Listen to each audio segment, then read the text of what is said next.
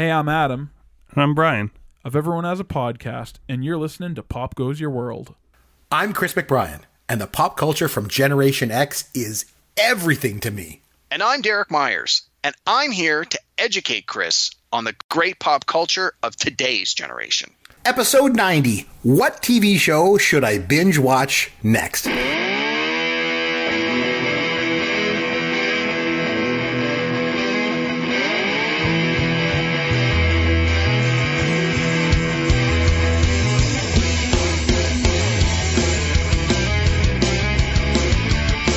I'm Chris McBrien. That's Derek Myers. This is Pop Goes Your World. You'll be able to find us on Twitter at Amaron_DM for Derek, at C McBrien for myself. If you happen to download the show on iTunes, take a minute, leave us a review. We'd obviously really appreciate that. Derek, how's everything going, my friend? Going well this week, Chris. How about you?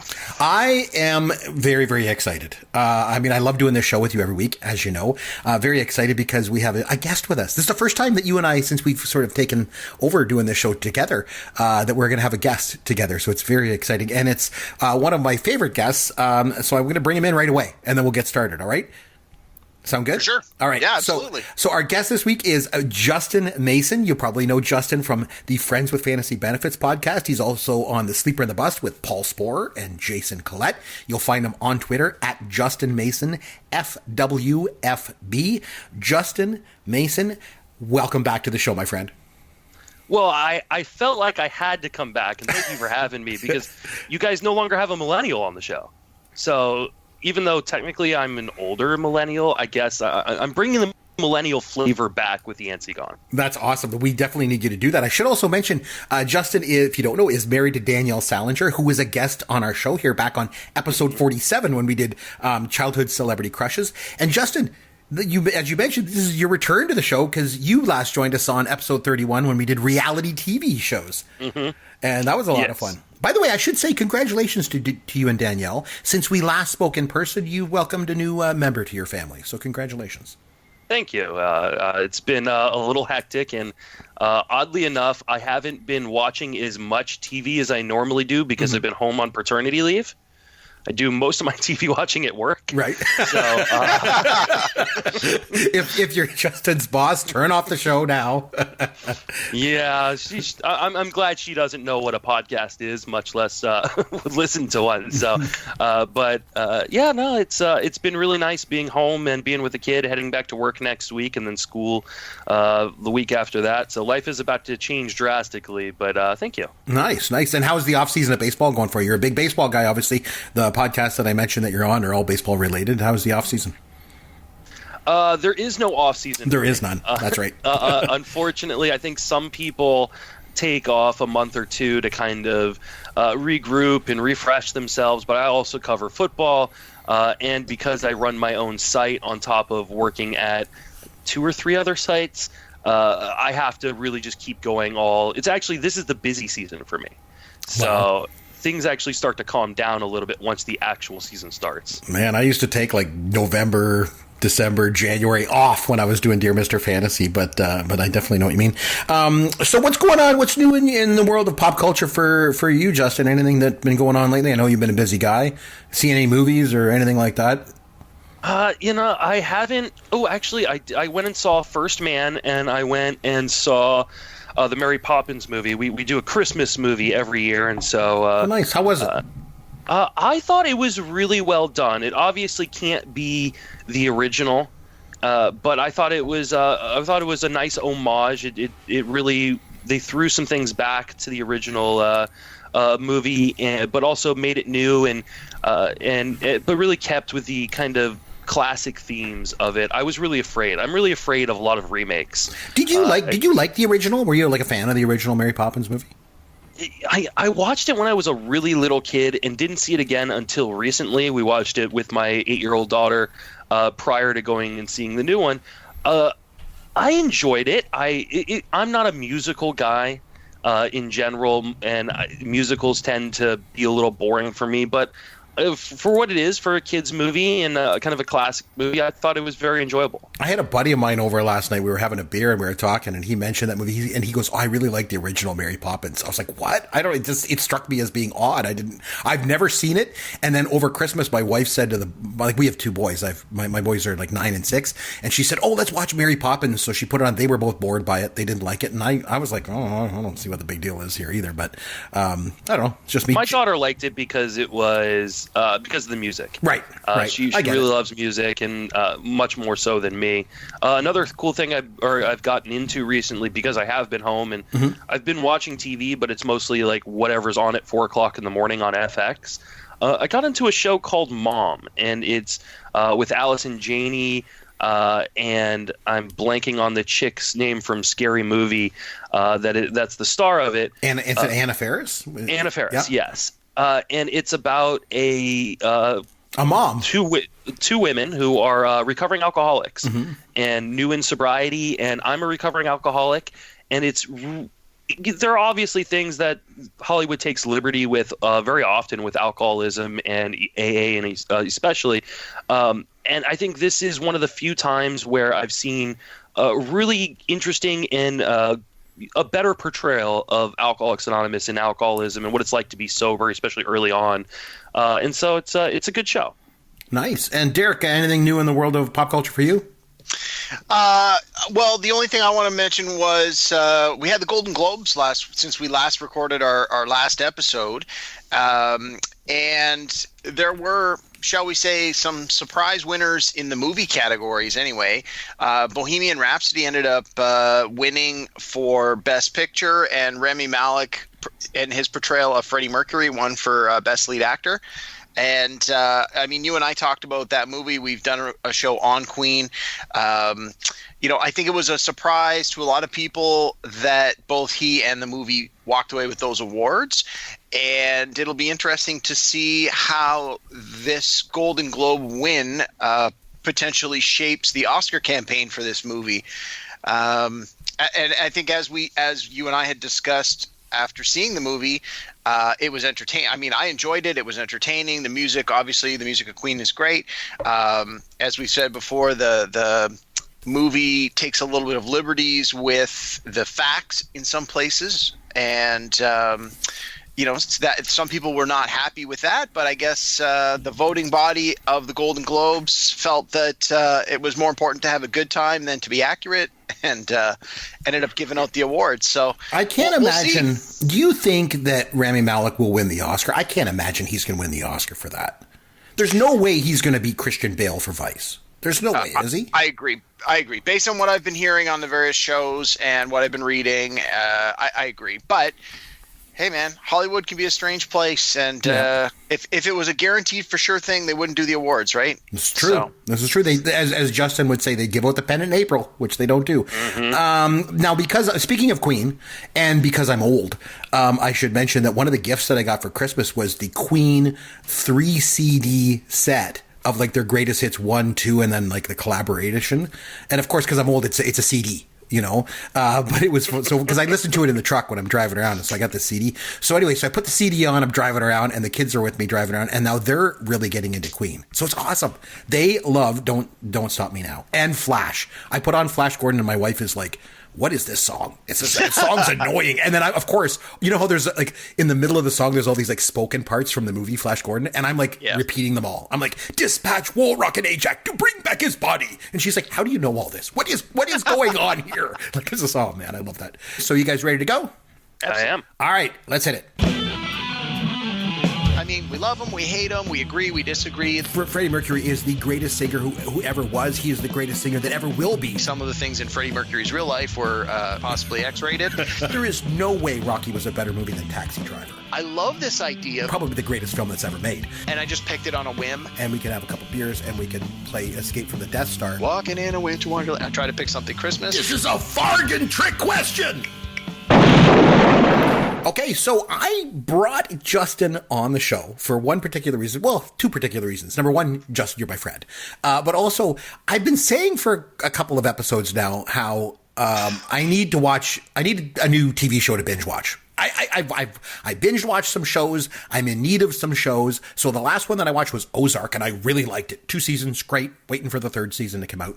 But in the meantime, I'm like, I need a new TV show to binge watch. So I thought, what better way than to bring Justin on and Derek? And I just thought we'd go back and forth between you guys. And I want you to like suggest a show for me to binge watch and kind of sell me on it. Tell me why I should watch it, and then I'll consider that, and we'll go from there. Justin, since you're our guest, do you want to start off? What TV show should I binge watch next? Okay, because I don't know how long we're going to have. I'm going to just start with the heavy hitters first. I'm not going to like save it for my last one, because I really want to impress upon you. And Derek and I actually have both had this one on his list. And he was gracious enough to let me be the one to tell you, you must watch The West Wing. Okay. The West Wing it came out in 1999. It ran for 7 seasons. It is a political drama starring Martin Sheen, also has Allison Janney, John Spencer, Bradley Whitford, Richard Schiff, Dule Hill. It is. Isn't Rob Lowe in it too? Rob Lowe was in it for a few seasons. Josh Molina ended up replacing him after a contract dispute went bad. It's an Aaron Sorkin show. It is quite possibly, and at least in my opinion, it definitely is the greatest show ever made. Wow, it's that good. Okay, so what happens in the show? What's it about that makes it so good? It is about a fictional president, Jed Bartlett. It starts a year into his presidency. It's a administration that needs to get off the ground. They kickstart it. It is a great mix of drama and comedy and political theater. And if you are disenfranchised by the current political climate, which many Americans are, I know you guys are Canadian, so I don't know if you guys are as disenfranchised by it as we Americans are. I don't even know what the word is for it. Let me just put it to you like this, Justin. I've always been really, really glad to be attached to the United States, we'll say, until recently. I really wish there was a little bit of space between us. No offense. I just wish I could keep you at arm's length for a little while. But, I understand what you're saying. So is this show, The West Wing, it's not a dysfunctional White House then? Because we've already got one of those to watch every single night on TV. No, it's not a dysfunctional White House. It comes from an era in which the end of the Clinton administration, and at least it starts at the end of the Clinton administration in real life, in an era where people, I think, still thought of politicians as wanting to help people, wanting to make a difference. And these people who are on this show definitely kind of embody that. But it's also super current. So I watch this show, it's 7 seasons, and I watch it at least twice a year. From beginning to end. Wow. Yeah, I'm once a year myself. I binge watch this at least once a year. I've probably seen the full run of the show at least 10 times, and I get something new out of it every time. And a lot of the themes and topics and politics they discuss are still largely relevant today, whether it's immigration or climate change or political or the Supreme Court. There's everything is still very relevant today, and it really shows you, at least as an American country, how far maybe we haven't come. But also really just how well written it was by Aaron Sorkin, that he was able to really put in themes that still kind of run true today. It is amazing. It is amazing writing. It is amazingly acted. It launched the careers of Allison Janney and Dule Hill. Martin Sheen is fantastic in it.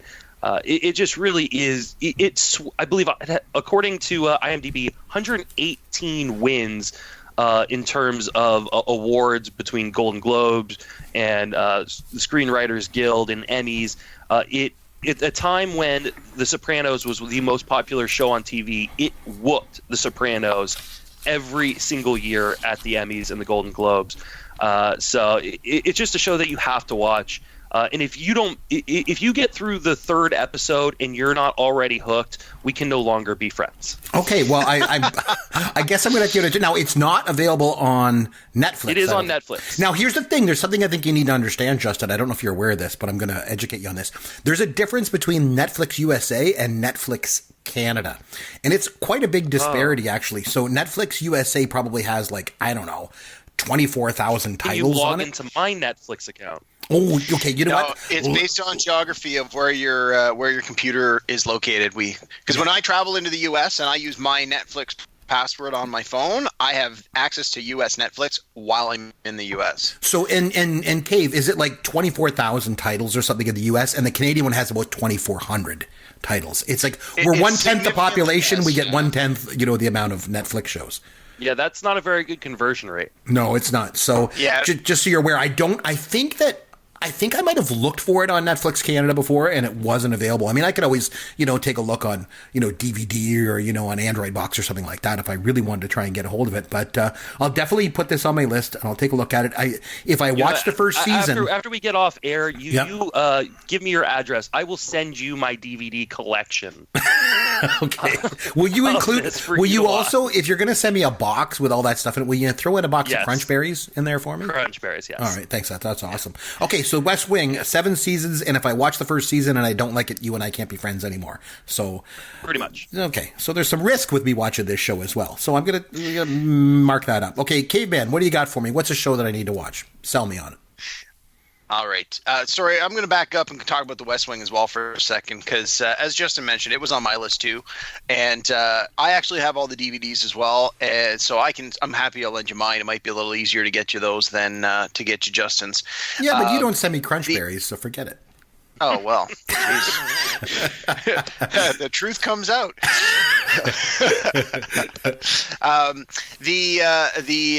One of the other things with the West Wing that I find that makes it so rewatchable is it is written, at least many of the episodes in the first few seasons are written by Aaron Sorkin, and he is a master of dialogue, and the show is very much dialogue driven. So once you've seen the episodes, going back and watching them again, you don't have to actually watch it. You can just listen to it and you can still get a great experience out of it. Like, so I've seen the run of the show a bunch of times. So now when I go through and rewatch it, I usually just listen to it through audio only, like say while I'm at work or while I'm traveling, I just have it on, I hear the audio. And because it's all dialogue, you get just as much out of it if you're just listening to it like an audio play as you do as if you were watching it. So, well, I will say people forget that Aaron Sorkin was a playwright, yes. And it still is a playwright, and he writes. He wrote I think every single episode in the first 4 seasons except for one. Because he was kind of an egomaniac and control freak. There's a great podcast called The West Wing Weekly. It's done by one of the actors that you can listen. They go through every single episode of the show per episode, so you can kind of get a lot of behind-the-scenes stuff as well. Highly recommend that if you're a West Wing fan. But yeah, it's beautifully written, and the dialogue is amazing. And, as you guys are talking about, I looked it up here on IMDb, and I noticed that one of the cast members is Stockard Channing was in it. Mm-hmm. And so I think I may be sold on this because she was in Grease, she was Rizzo, and of course she was in one of my favorite movies of all time, The Fish That Saved Pittsburgh. So, I think this one's going to win. Okay, Derek, what do you got for me? All right. So, as Justin mentioned, I also have a very long list of things that I would love to sell you on, but in the interest of time, I know I'm probably not going to get through the whole list. So I've narrowed it down to, my top 5 favorites. The top 5 I think I'll have the best chance of selling you on. And again, I'm not going to necessarily go through best to worst or anything like that. I'm going to go chronologically, starting with the oldest and coming right up to shows that are very recent. I hope it's old. I hope it's like Happy Days. Please be Happy Days. Well, I'll tell you now, of the 10 or so I've got on my short list, the oldest show started in 2004. Oh, man. So, then I haven't seen, at least I haven't seen it. Right. But at least with this first one, I think it's got some built-in opportunities here that'll sell you. So, first one on my list is the reimagining of Battlestar Galactica. Ooh, okay. So This was put out by the Sci-Fi Network. It ran from 2004 to 2009. It ran 4 seasons. It is a reimagining of the original show that ran in the 1970s. All the characters have, well, not all the characters, but many of the characters have the same names as the previous characters. The premise is very much the same. It's got James Edward Olmos as Adama. It's got Mary McDonald as President Rosalind, and then. Again, a lot of the people that were in this show have gone on to do bigger and better things. It sort of, I don't want to say started the career, but it opened up the door for a lot of up and coming actors. Katie Sackhoff played Starbuck in this new one, and I think what's that? Katie played Starbuck was a woman on this. Yes, Starbuck was a woman. Starbuck can't be a woman. Starbuck is Dirk Benedict.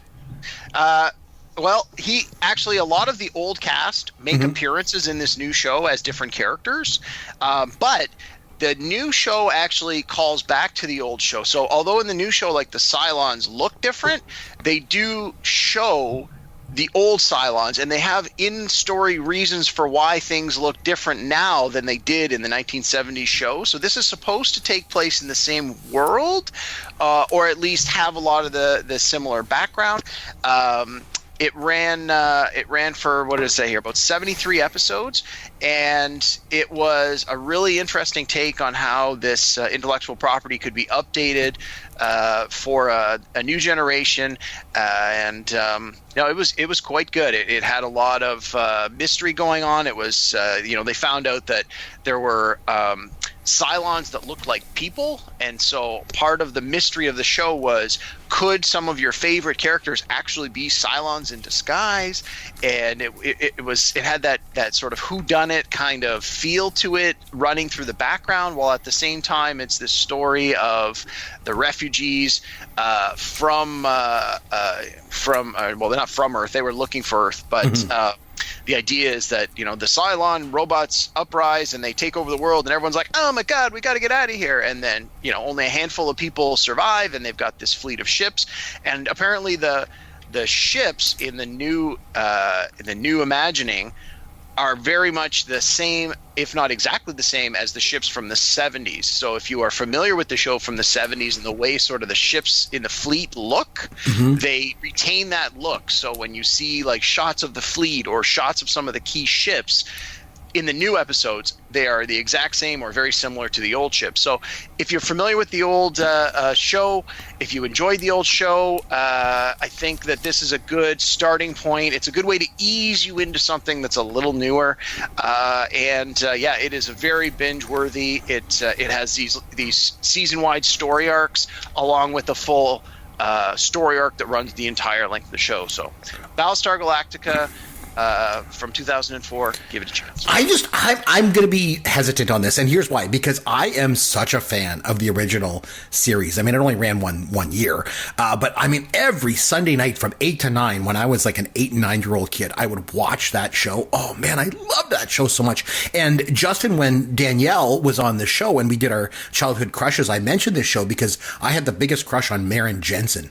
She was Athena on the original show. I have such an affinity for this show, and I have the oversized comic book. Derek, you know what I'm talking about. Those great big. Oh, I have that one of Battlestar Galactica, and I gave it to my son, and we read it together. And I have such an affinity for that old 70s show. I don't know.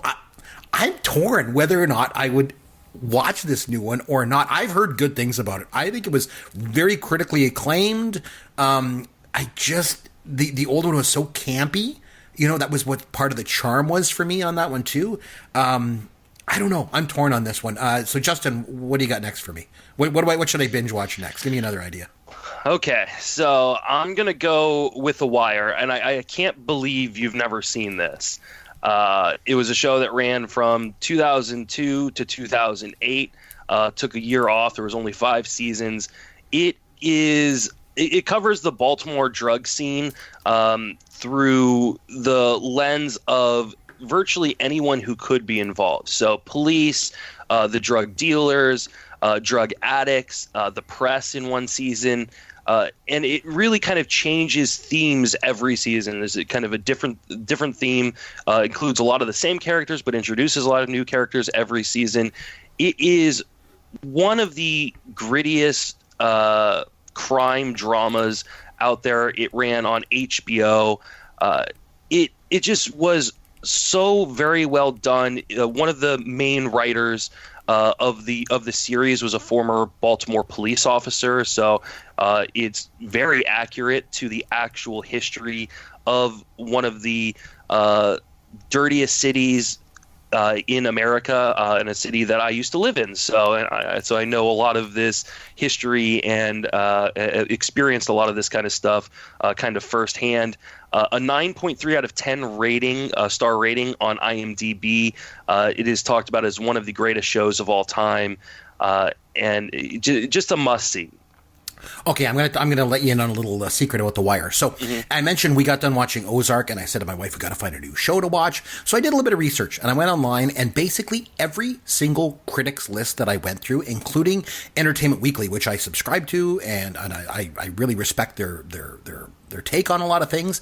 Almost every list that I looked at included The Wire as the number one show, not just to binge watch, the number one show of all time on television. I was like, whoa, this is pretty serious. Like, I mean, we're talking about the best show ever in the history of the medium. Like, it must be amazing. So we put on the very first episode of the very first season, and I put it on and watched it. And I'm going to be honest with you, I couldn't even make it through the whole thing.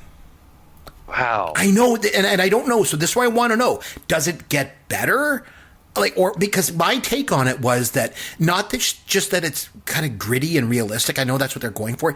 It came off as sophomoric.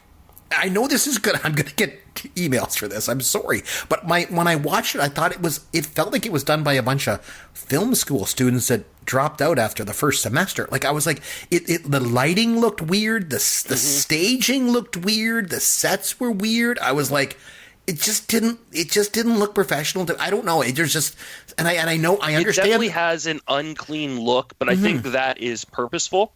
And I get that if they're going for an unclean city. I get it that they're going for like a gritty, realistic thing, but it didn't feel like that. It felt more like it was like a cheaply done show. I don't know. I can't put my finger on it. I didn't like it. I noticed the one actor was the guy from The Walking Dead. I don't know his name. He plays like a priest in The Walking Dead. Was in this show. But it really struck me as being it launched a lot of careers. Oh, I'm sure it did. Idris Elba is one of the main characters, one of the drug dealers. Lance Reddick, who would go on to, I think, Fringe and a number of other shows. Dominic West, the lead character. It's a really, really good show. I think you need to give it the first full season. It is arguably the greatest season of television out there. That first season. Season 2 is mediocre, but it picks right back into it in season 3 and 4, and then season 5 is actually a pretty good ending to the series.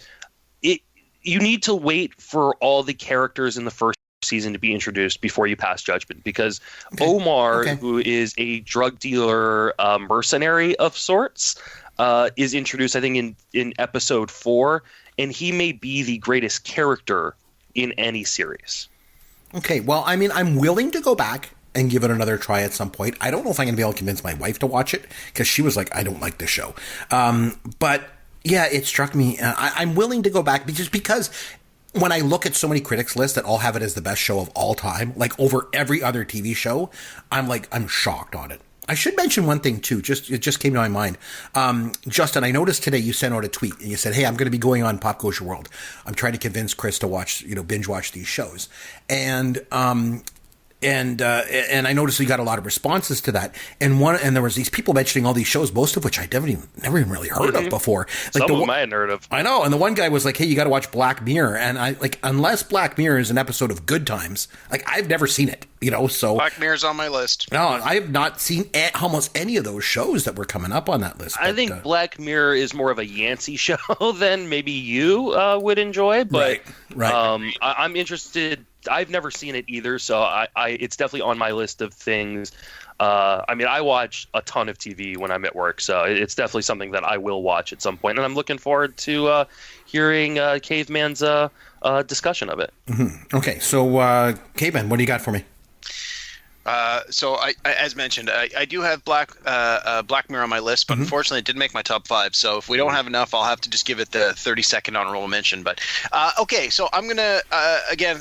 I started old. I'm getting new, and so we're gonna go from 2004 Battlestar Galactica. We're gonna move to 2009, and the show I want to talk about is The Good Wife.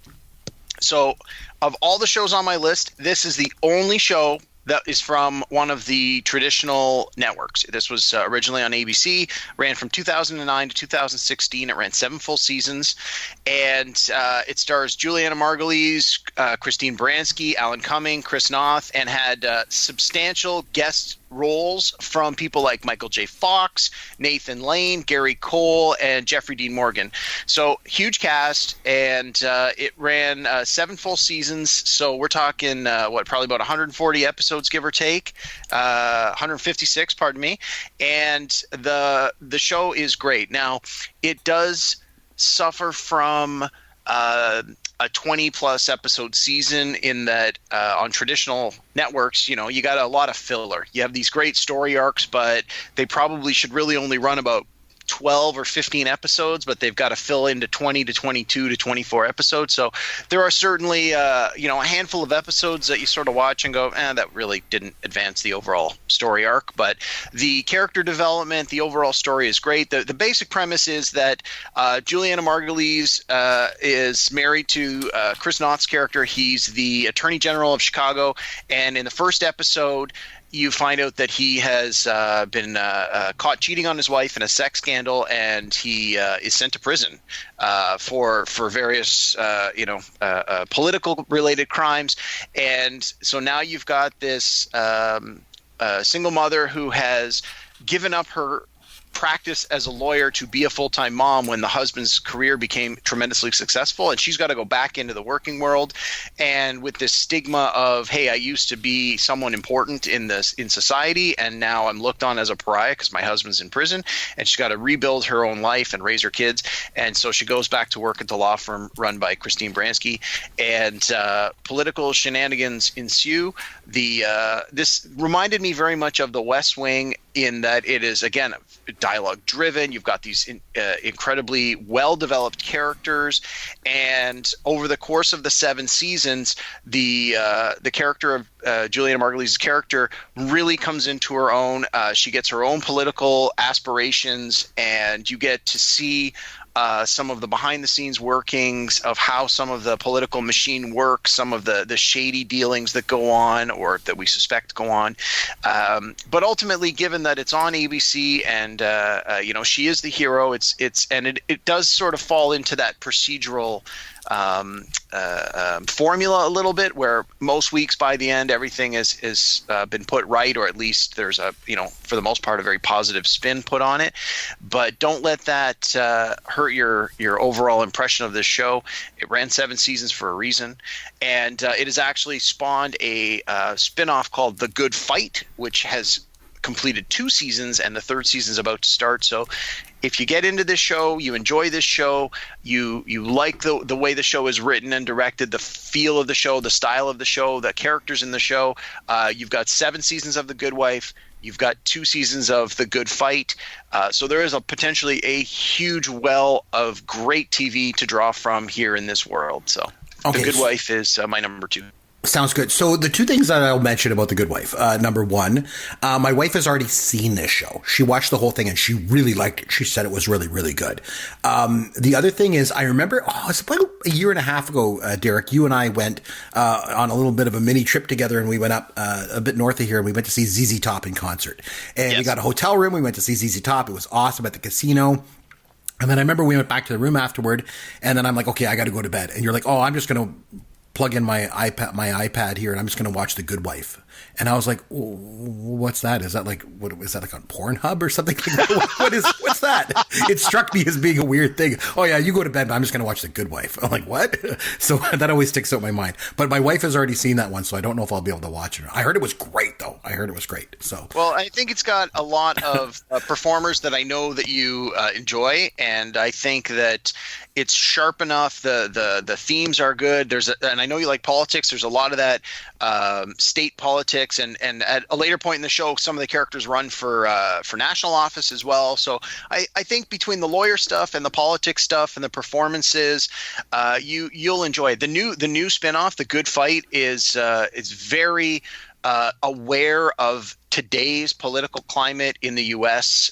Post President Trump administration, and there's a lot of political commentary that happens. So I think that you'd enjoy it, Chris, and I think that you would probably like the later part of the show even more so, because it becomes very very self-aware of the political climate in today's U.S. And just two little more tidbits about the cast. Obviously, there's Michael J. Fox was in it, and Stockard Channing was in that one too.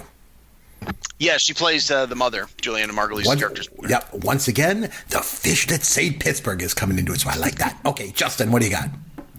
Okay, this next one is my only one on at least my list of 5 that is still going. And so if you're looking for a show maybe that you'd like to watch live too, this one has already run. I believe they're currently in they just finished season 3 and are about to start season 4, or they're in season 3.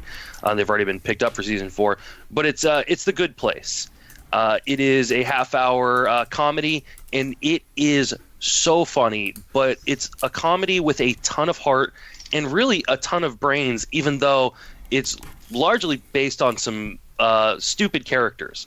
So it starts Kristen Bell and Ted Danson, and the premise of it is that 4 people die and they wake up in the good place, and the good place would be a construct of heaven, and they're put into this neighborhood. However, one of the people, Kristen Bell, who's the main character, has been put there by accident, and the story kind of follows how she is going to try to convince people that she actually belongs there, and she's paired up with her soulmate, who is an ethics professor, and everything starts to unravel, and it's fantastically done. It's one of the best written shows on television currently. It is done by Michael Schur, who also came up with Parks and Recreation and got his start on The Office.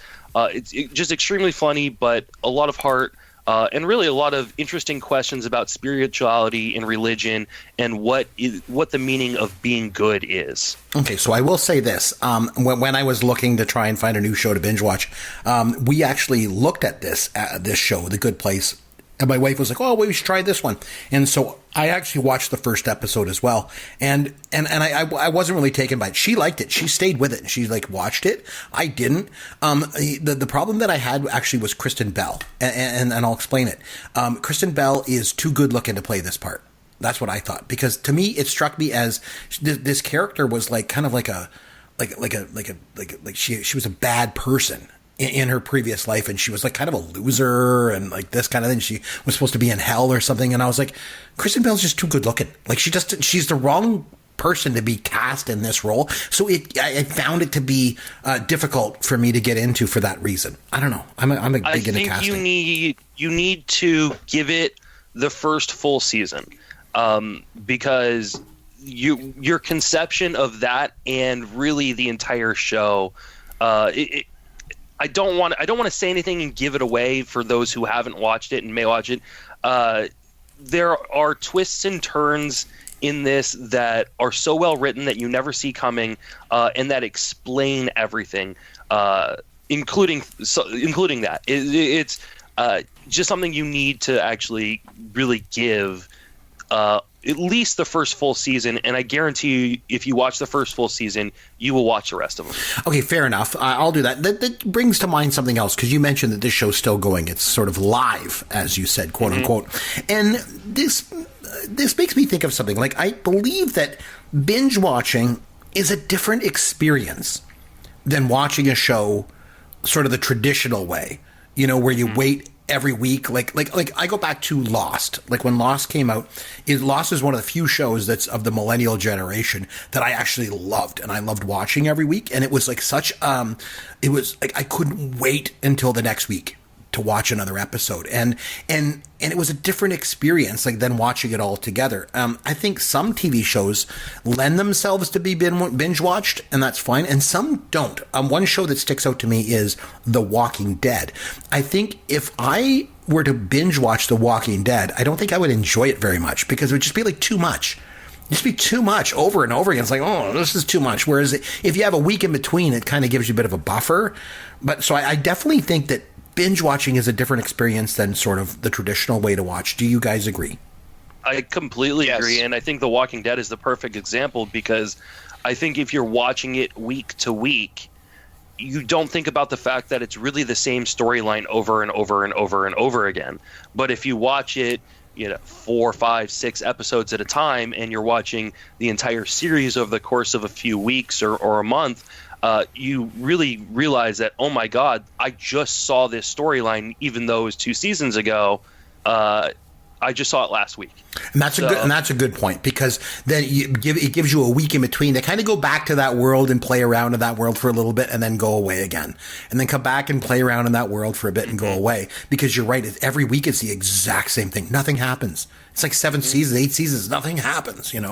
So, Caveman, you got another show that you want to sell me on? I do. I'm going to hold the title for a minute, though. Okay. I'm just going to tell you a little bit about it first, and, Sure. and I want you to just sort of, based on what I'm telling you, Okay. you tell me if you think this might be something you'd like. Okay.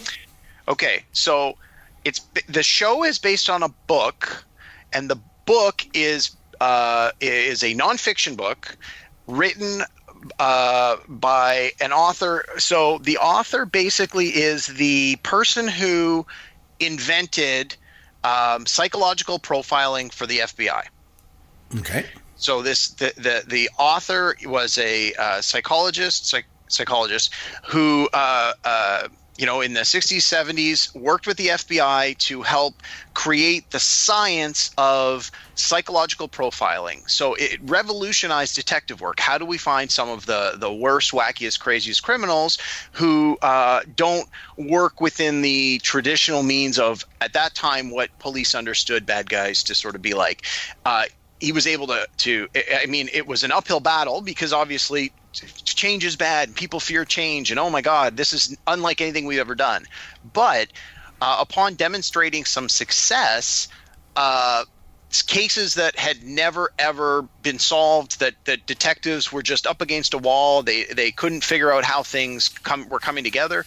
This guy was able to come into it, look at the details, apply the psychological profiling, and say, you are looking for someone who fits this kind of a description, and suddenly these impossible cases were being solved. So you take this real life story with the author is the real life person who helped create this, and you work with David Fincher, the director of movies such as Seven, and the two of them put their heads together and say, let's turn this real life story into a miniseries. And it's called Mindhunter. It's based on the book by John Douglas called Mindhunter.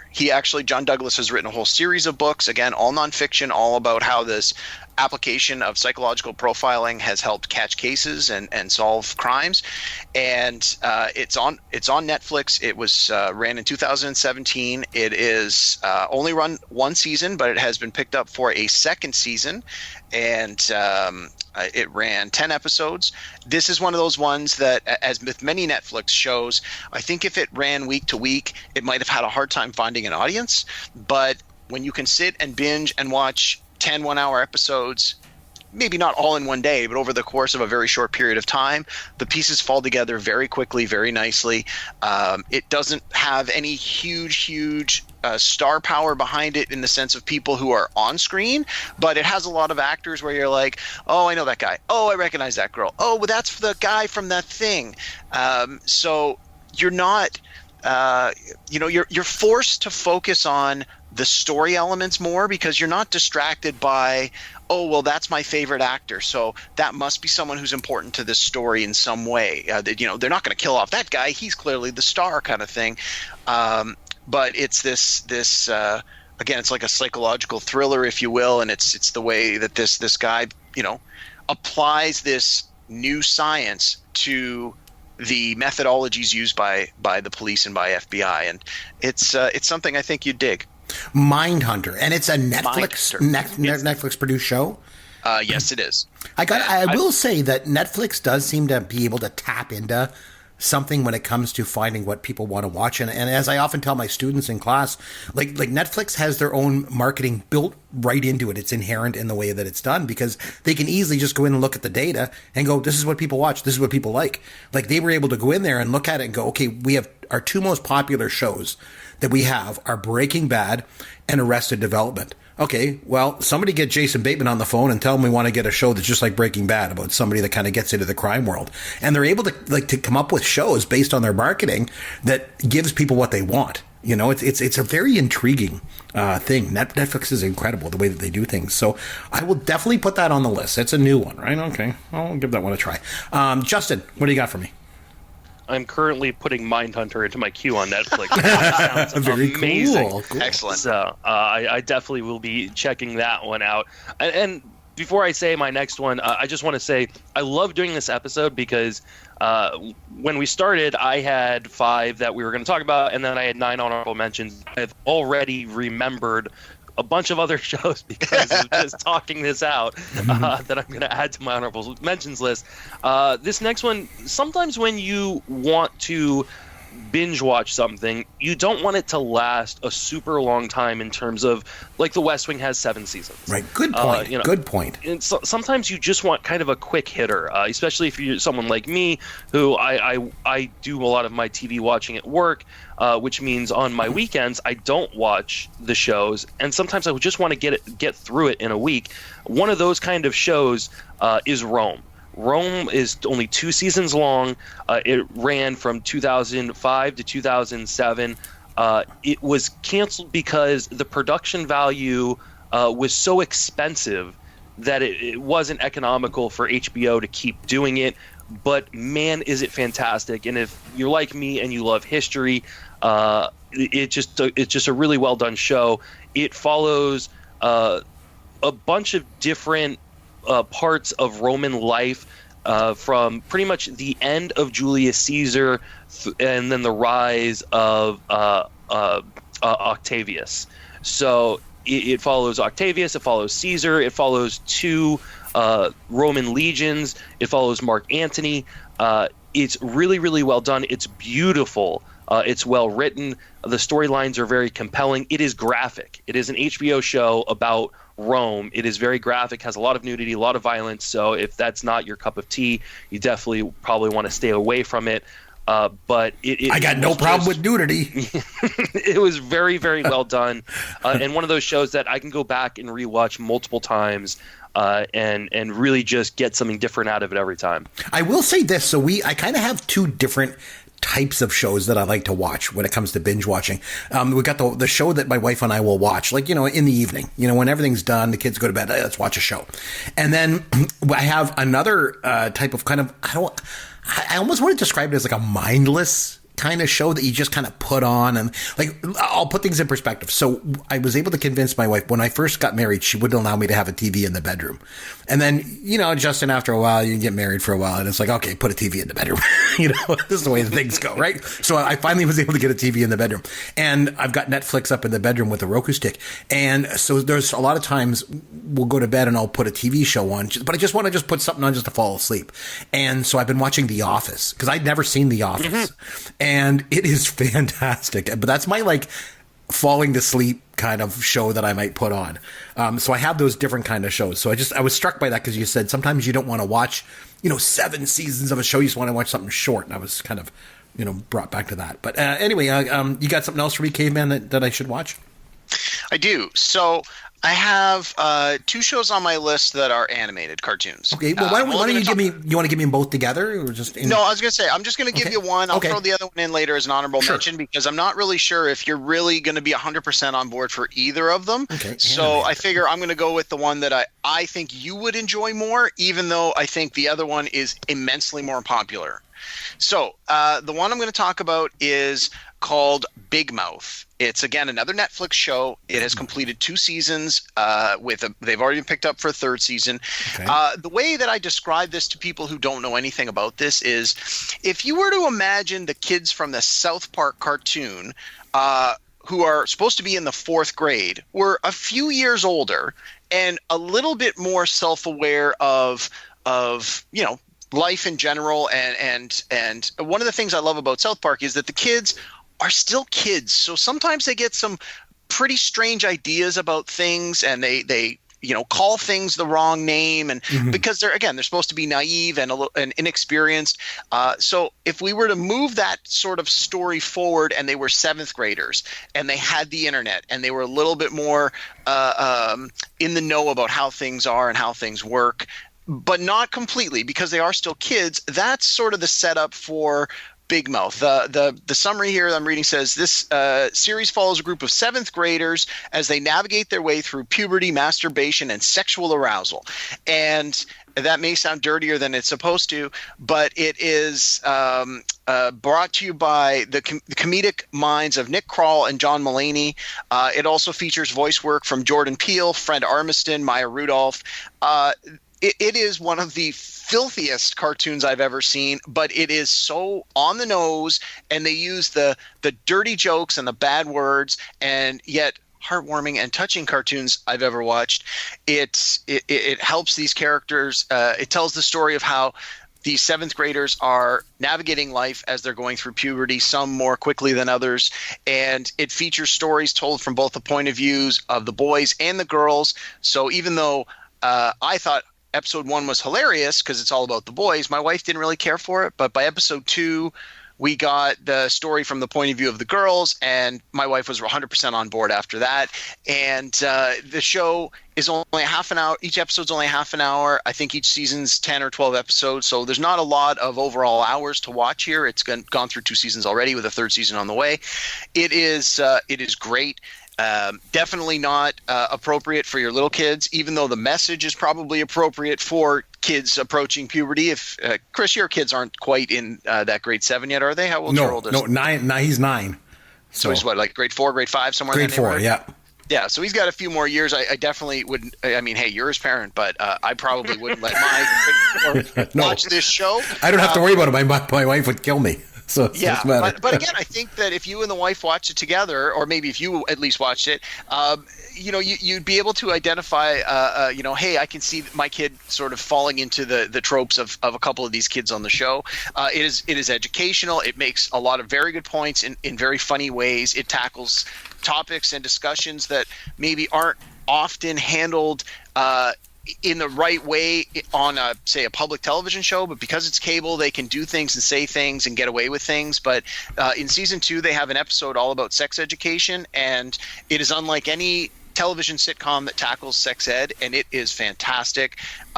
Chris, I think if you gave it a couple episodes, you would enjoy it.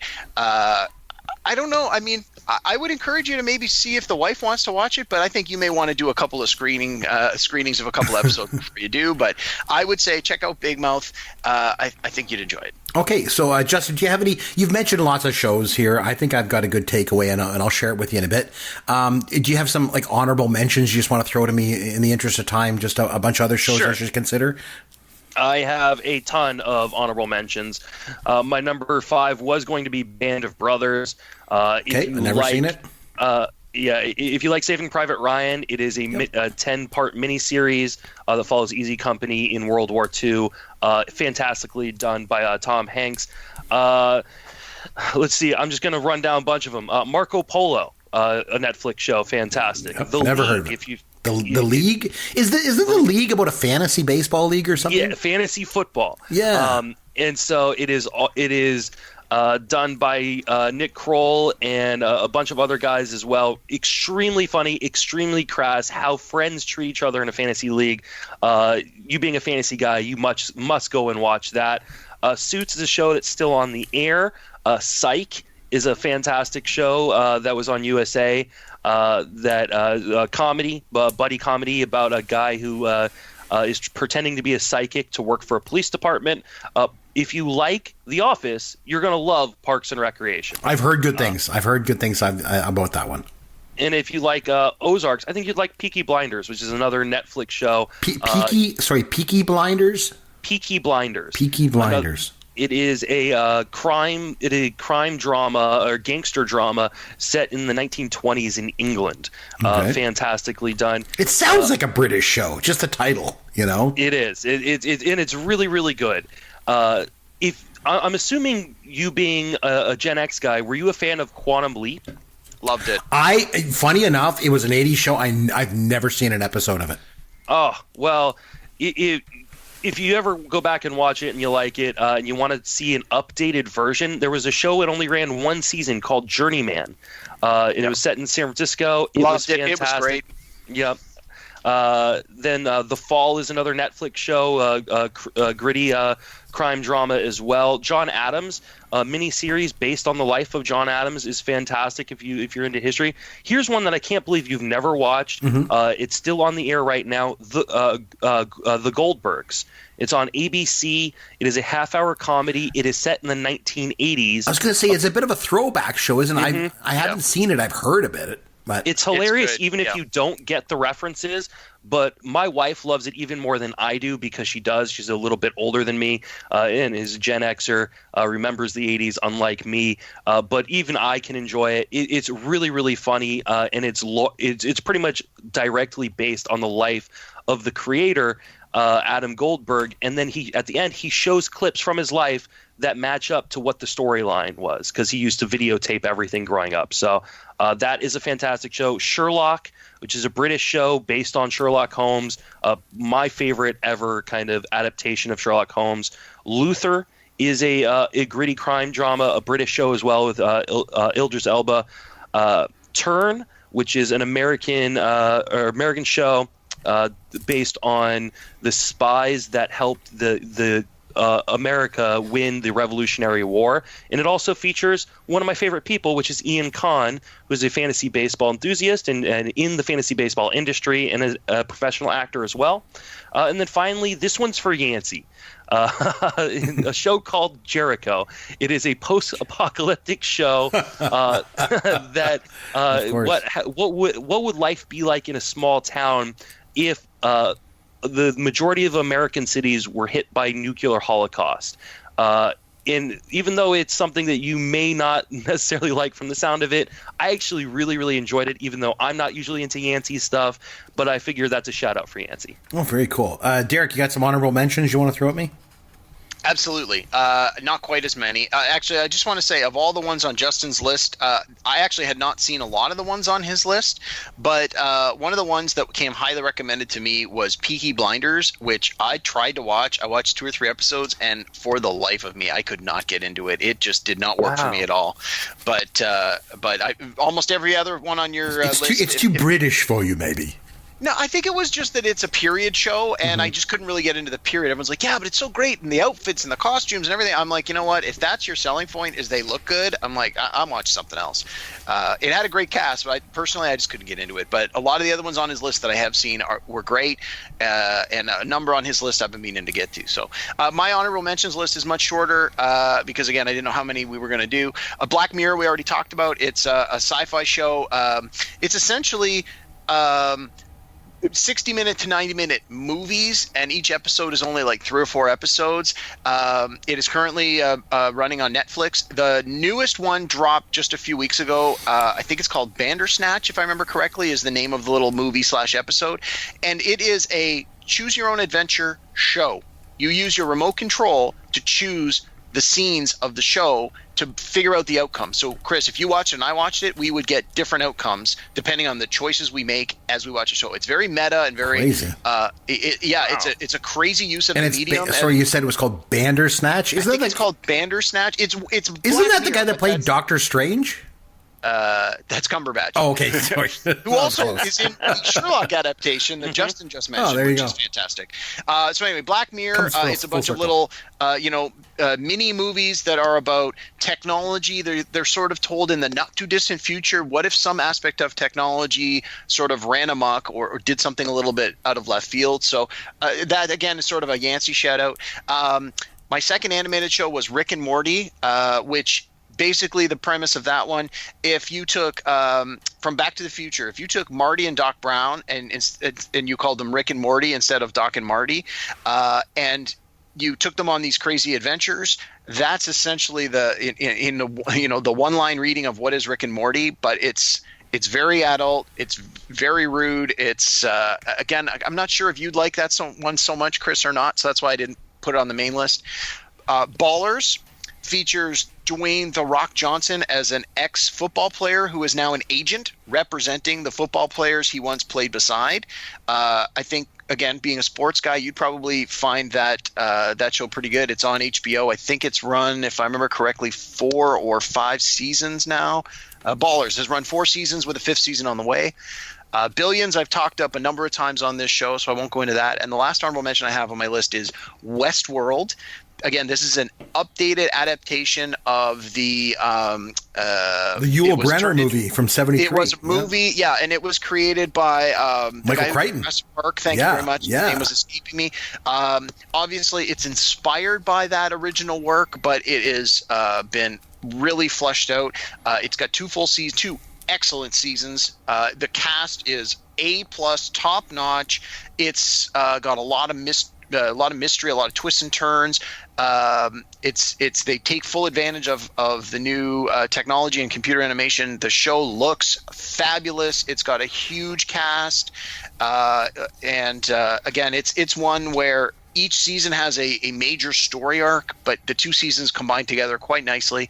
So yeah, those are my honorable mentions. So you mentioned Westworld, and I actually tried to watch that one, and you mentioned the cast, like Evan Rachel Wood. Like, I can't take my eyes off of her when she's on the screen. She is absolutely mesmerizing in that, but I didn't like the show. I think I made it through 3 episodes, and then I just called it quits. It was just too bizarre for me, and it was a little too weird. I've been taking feverish notes throughout this whole show, and I'm going to go back and come back to you guys, and I'm going to let you know the 2 shows that I've picked to watch. Do you want to know what they are? Justin, one is yours and one is Caveman's.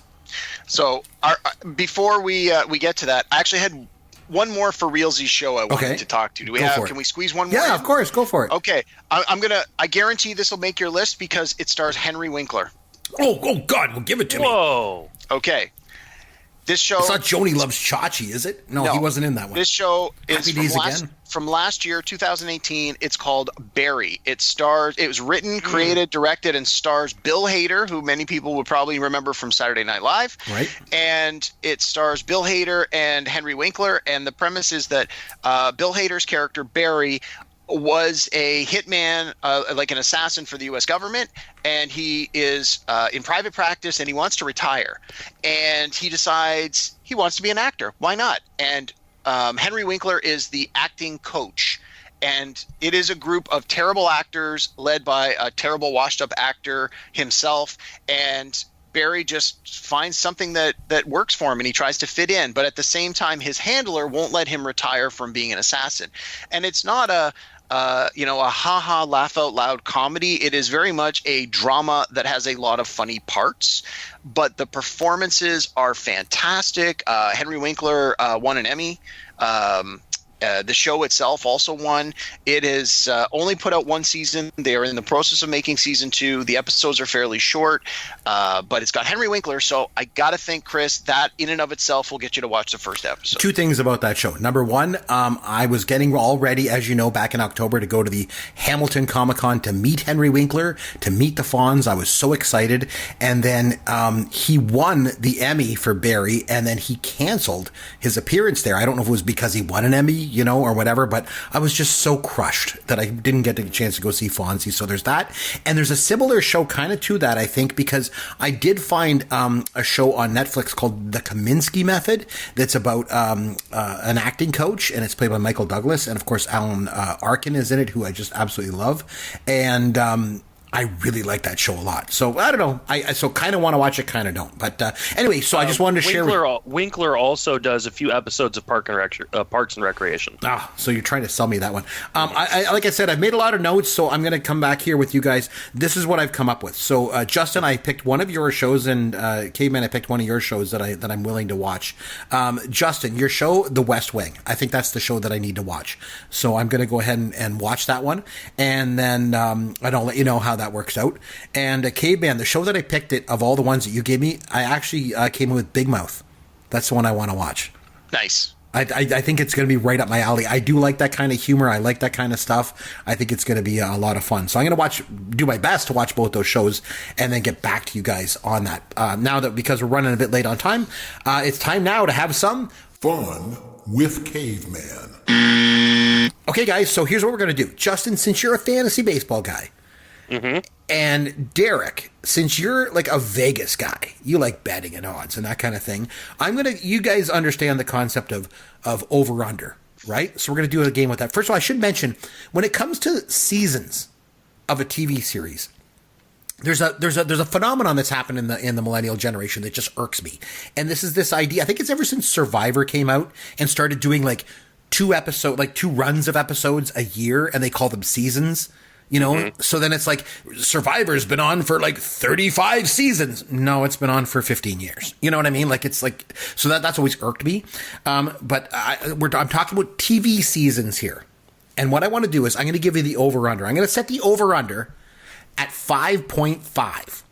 All right? Because then we know, because it can't be an even number. It's got to be over or under. So what I'm going to do is I'm going to go back and forth with you guys. I'm going to give you a TV series, and I want you to tell me if the over-under on the number of seasons that it ran is over or under 5.5. Pretty simple, right? You got it?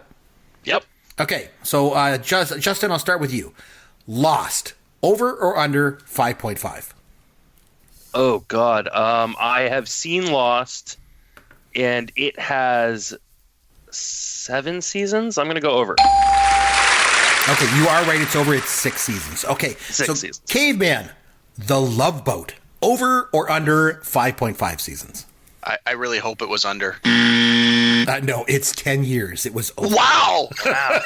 Wow. Okay, Justin, here's an easy one for you. It's right in your wheelhouse, too. The Sopranos. Did The Sopranos run over or under 5.5 seasons? Over. You're correct. It ran for 6. All right. Caveman, WKRP in Cincinnati. Over or under 5.5 seasons? I want to say it ran 5 seasons, so I'm going to say under. It is under. It only ran 4, though. Okay. All right. Justin, I know you're a little bit younger, but still, I want to give you an old one to see how well you know Happy Days. Did Happy Days run over or under 5.5? Ooh, this is a tough one because I have never seen. I've seen episodes of Happy Days, but I've never watched like full seasons of it. I'm gonna say that it was under. No, it was 11 seasons. It was over. Sticking with the 80s, Caveman, I'll give you an easy one. Night Court. Over or under 5.5 seasons for Night Court? Way over. I think it ran like 10 seasons. It ran 9 seasons. You're correct. I love Night Court, by the way. Going with the 80s. You like the 80s, right, Justin? You're into that? I'm not into it, but I watched it on syndication when I was a kid. All right. Well, if you liked syndication shows when you were a kid, then tell me, over or under 5.5 seasons for Saved by the Bell? Oh, it's over 5.5. No, it was only 4 seasons. Only 4 seasons long. All right, Caveman, we're going back to the 70s. I want you to tell me Charlie's Angels. Did it run over or under 5.5 seasons? Oh, I'm going to say under. Yes, it was 5 seasons, just under. All right, Justin, the 80s were a great time for TV shows, and none was better maybe than Knight Rider. Did Knight Rider go over or under 5.5 seasons? Oh my God, I've never seen an episode of Knight Rider. I've only seen it as a joke on other things. I'm going to say it went over. No, it was only 4 seasons. It was under. I'm sorry. Okay, Caveman, here's one for you from the 80s. Perfect Strangers with Balky. Over or under 5.5? Oh. I would be shocked to learn that that's over, so I'm going to say under. It was over when 8 seasons from 86 to 93. Yeah. Wow. All right, Justin, sticking with the 80s into the 90s, who's the boss? Who's the boss? Over or under 5.5? I'm going to say it went over. It did. It lasted for 8 seasons, so very good. All right, let's stick with the 80s for a little bit. Caveman, Alf. Alf, over or under 5.5? I don't know. Under. Yes, it was. It only ran for 4 seasons. All right, Justin, The Wonder Years. Over or under 5.5 seasons? I have to believe a show as popular as The Wonder Years went more than over. I'm going to go over. Yeah, it did. Just barely by 6. All right, let's go, Caveman, with the A-Team. Over or under? 5.5. No, I got to say that's under. Yeah, it was. It was only 5 seasons. All right, Justin, we're going to go way back. Let's see if you can remember this one from the 70s into the 80s. Three's Company. Three's Company, over or under 5.5? I'd like to point out the fact that I was born in 1984, so but I'm going to say that it was over. Yes, it was. It ran 8 seasons. It ran from 1976 until the year you were born in 1984. Caveman, Designing Women. Over or under 5.5 seasons? Over. Yes, it ran for 7 seasons. All right, Justin, this one is, it's going back a little bit far for you, but how about the Dukes of Hazzard? The Dukes of Hazzard. Over or under 5.5? I'm going to say under. No, it ran for 7 seasons from 79 to 85. All right, I got a tough one for you, Caveman, because these ones I want to try and trick you. Remington Steele. Over or under? I would think that probably went under 5. It did. Under 5.5. Just barely. It was 5 seasons. All right, this was a bit of a tough one, but probably way before your time, Justin, it was. But The Muppet Show. You've heard of The Muppet Show. Did it run over or under 5.5 seasons? I'm going to go over, but I have no idea. No, it was only 5 seasons. It ran from 76 to 81, believe it or not. And finally, Caveman, I'm going to make a tough one for you. Alice. Kiss My Grits. Alice, run over or under 5.5 seasons? I'm going to say under. No, it ran 9 seasons from 76 to 85, if you can believe it. So, a lot of fun. Some of those shows lasted a lot longer than we thought. Some a little bit shorter than we thought, but overall it was a lot of fun. Guys, want to say thanks a lot. Justin, thanks a lot for taking the time to join us. Just want to remind everybody where they can find you, what the other shows you got going on are. Oh, God. I do 3 different podcasts. Friends of Fantasy Benefits. I do a football and baseball show there.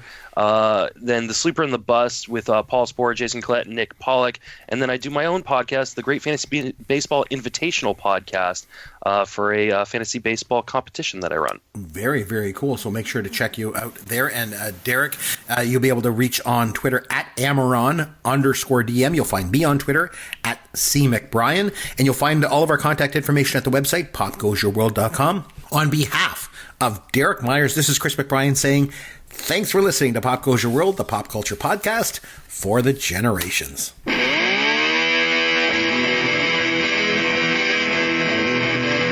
Thanks for listening to Pop Goes Your World.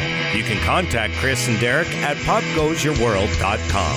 Please take a minute and review the podcast on iTunes or wherever you download and listen to the show.